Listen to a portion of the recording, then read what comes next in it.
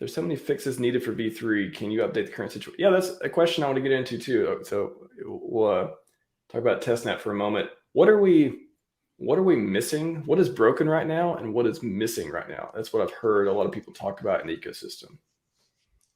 Well, okay, so you could go through and you can nitpick the websites, and you can say, hey, well, this isn't loading, and we had it on V2B, this is missing there, et cetera, et cetera. But what it really comes down to is if you're following all the pushes and the merges on the GitLab, right? They're pushing all the required files, and you can't just push them all at the same time, right? You got to push them in sections, and then you got to debug those sections, right? So as that's taking place, like, we know that it's not all there yet. So it's going in an orderly fashion, or what I'd like to think is an orderly fashion. And you can tell because they're pushing them in required segments, right? It says required 4, required 34, right? So they're doing it in an orderly fashion. Yeah, they're still deploying. They're still merging the branches, right? They're still merging into the master. So that's going to take time. So once we start to see that slow down, or when we see a few days without any more of those required pushes, and then things get a little silent, then then I'll start to get excited for sure. Mm-hmm. Well, where are you seeing all these updates as well? Is this GitLab, or is this where are you seeing these updates? GitLab. So it's funny. A long time ago, I put an alert to get emails every time there's an update. So I was seeing all the updates coming in. Then it was like radio silence, right, for like the longest time. So actually, while you're on stream with Axis and Sloth, I started getting all these pings in my email from GitLab. I was like, what? Did I get hacked or something? Like, what's going on? And I'm like, oh, all right. There's V3. But yeah, GitLab, you could go in there, create an account. You could sign up to get alerts.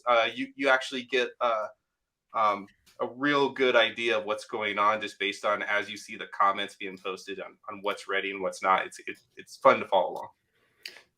Graphics, did you not see my tweet a while back of how to? Yeah, there we go. I found it.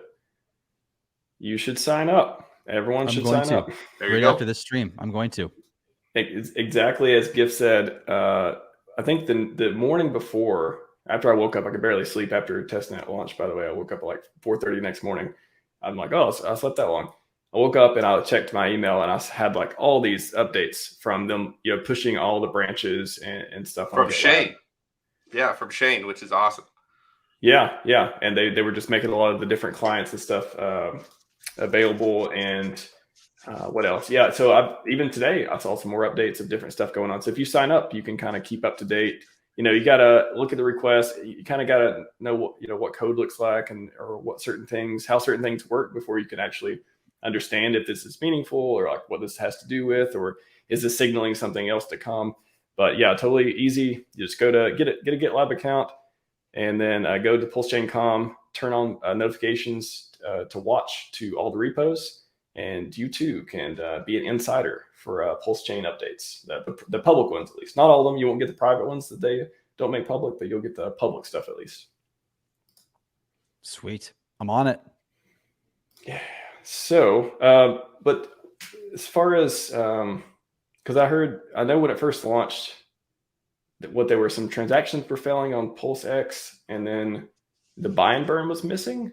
So I think, have you guys, what, I guess that's the question. Have you noticed things not working or missing or stuff so far playing with it? So I've noticed like small things, just like maybe like a transaction here and there, just taking either like a long time or something weird happening, but it's like a one-time occurrence. Usually it's not like a repeated thing that I've found. It's not like it's the same error over and over. Like I get one failed transaction and then it never seems to happen. It hasn't happened again. So I mean, that's just my findings, but so far, yeah, we're missing a lot of features on PulseX. But I mean, the thing is too, is we don't see the majority of changes that are under the hood. We don't see what's actually gone on to the infrastructure. We see the front ends. We see the interfaces that we are supposed to interact with. We don't see all the stuff that happened. So this whole idea of like, oh, it's the same as V2B. Well, it's like, maybe the interfaces look like it, but man, like, no, it's so different. Like it's PulseChain 2.0. It's not PulseChain anymore. It's literally PulseChain 2.0 because the first one was scrapped to get out of the way for the better tech that we're now using underneath. So while you can't see it necessarily, it's there. And these pieces that are missing, they may take some time to do, but like they're relatively small in comparison to the amount of work that's had to be done to get it to where it is now. You know, so we actually are close. Yeah, Well, and for like you gearheads, like think of it like this: like you've built your old school muscle car, right? And it's chugging along, and you're like, oh crap, I need to replace like a camshaft or something.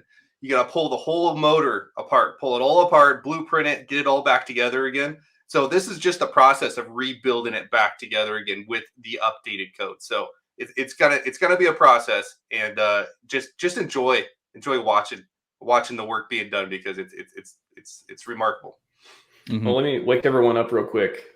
So V3, the public V3, that's what we have. That's what we're playing with now. There's a private, I mean, just by nature of how this stuff works, there is a private, I don't know what we call it, mainnet. There's a private mainnet that the devs are working on right now, because Richard said there's no more testnets. This is testnet V3, and next is mainnet. So what are the devs working on right now? They could be pushing updates to the public testnet V3, but also you got to imagine, with my developer hat on, there's a private network, there's a private code base and stuff that they're working on to get ready for mainnet. So there is a private DevNet, I guess you could call it right now, where they're working on stuff and prepping for mainnet implicitly. So just it's fun stuff. If everyone's like, oh, private testnet, public testnet, all this stuff, yeah, there is a private mainnet, if you will, right now as well. They may call it DevNet internally.